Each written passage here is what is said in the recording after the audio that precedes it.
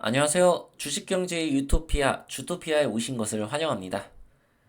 소비자 물가지수 이제 CPI가 곧 이제 오늘 우리 시간 저녁 9시 30분에 미국 소비자 물가지수 발표가 있습니다. 예상치는 현재 5.2%로 나오고 있지만 사실상 이것은 얼마가 나오든지 상관이 없을 거예요. 왜냐하면 연준은 굉장히 강하게 이야기를 할 겁니다. 네. 이 금리 인상에 대해서 더 이상 하지 않겠다라고 이야기를 할 리는 없다라는 겁니다. 그 이유는 이제 한번 알아보도록 할게요.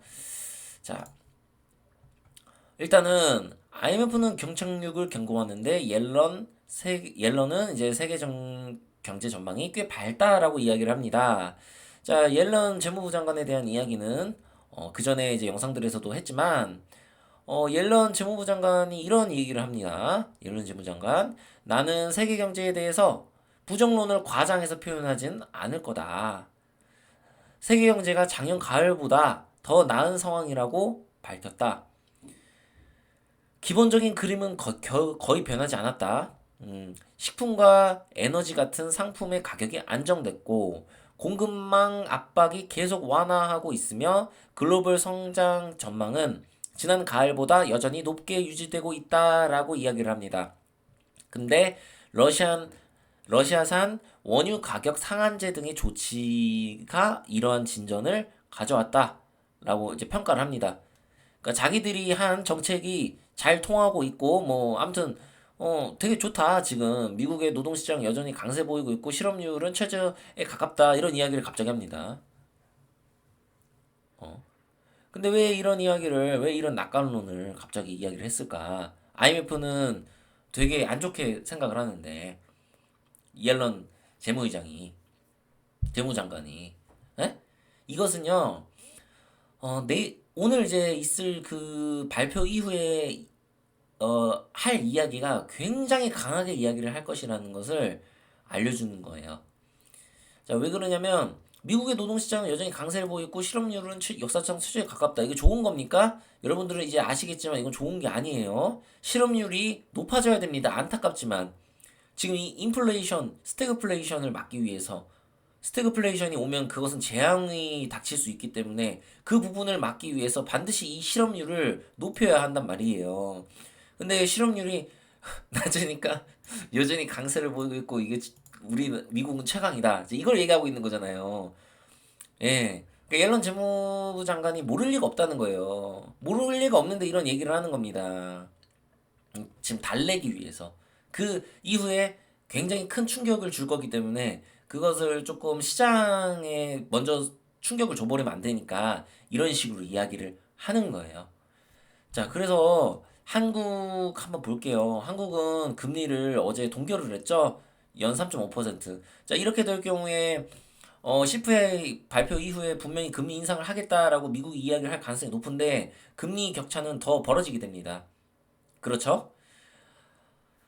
근데 이제 아직 금리는 올리지 않았으니까 금리를 올리면 이제 우리 환율이 어떻게 되는지를 좀 두고 보고 결정을 하겠다라는 게 한국은행의 판단인 것 같습니다. 제가 봤을 때는.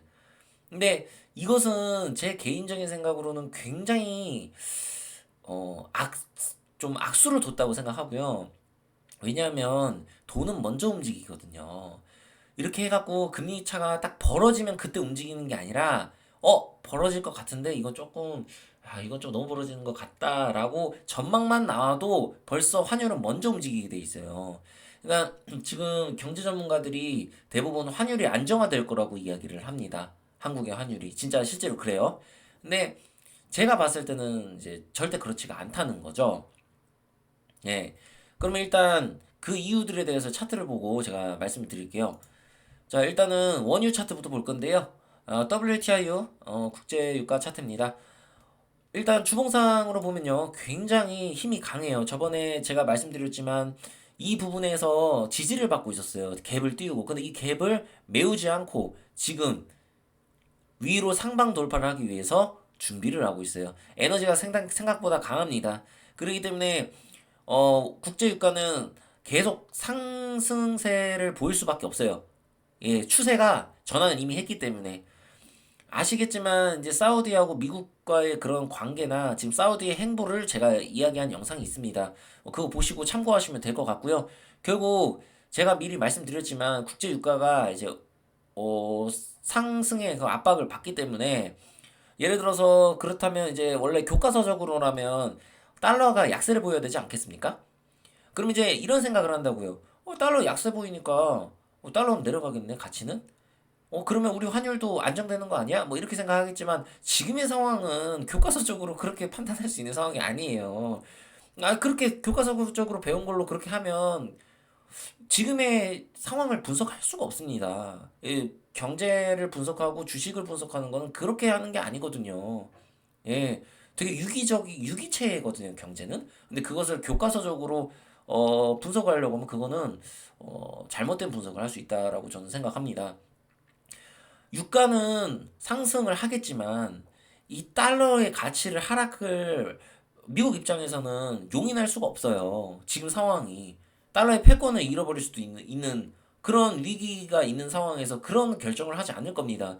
그렇기 때문에 달러는 오히려 지금 이 쉽게 내려가지 않고 오히려 달러가 조금 튈 수도 있는 그런 현상이 일어날 수가 있어요. 그렇기 때문에 우리 환율도 결코 어 지금 안정세를 보일 것이다라는 그런 전망은 좀 약간 잘못됐다라고 생각이 들고요.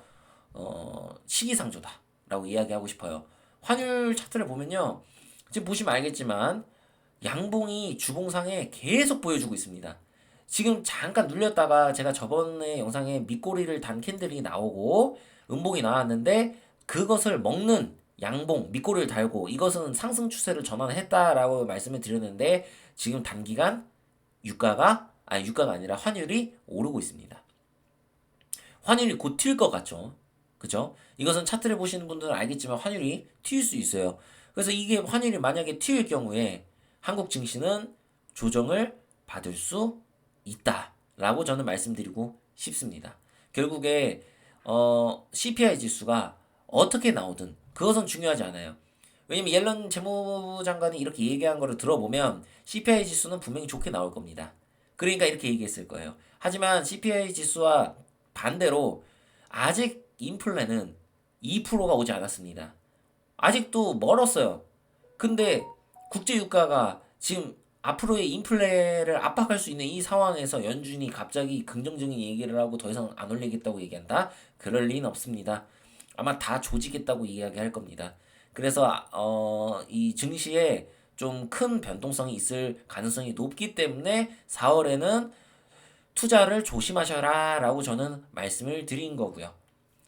자, 그럼 이제 나스닥 차트 한번 볼게요. 나스닥은 조금 더 상방이 열려 있긴 해서 조금 더 올 수는 있는 상황이지만 거의 다 왔다.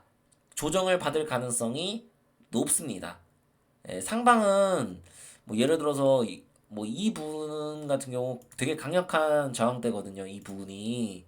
그래서 이것을 돌파하는 것은 매우 쉽지가 않습니다. 어떤 큰 호재가 있어야 돼요. 굉장한 한 번에 돌파하지는 못할 거라고 저는 판단하고요.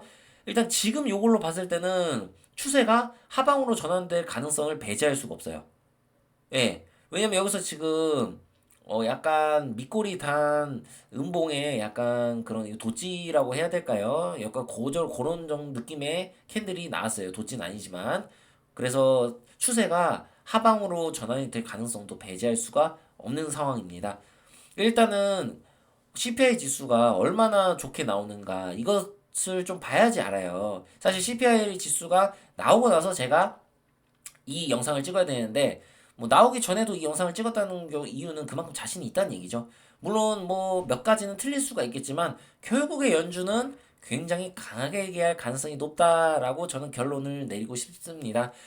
자, 제가 그리고 이제 이렇게 나스닥 전망까지 끝냈는데 어쨌든 4월은 조심하셔라. 이게 제 개인적인 판단이고요. 그 에코프로 한번 지켜보세요. 어떻게 되는지. 좀 많이 조심하시길 바라겠습니다.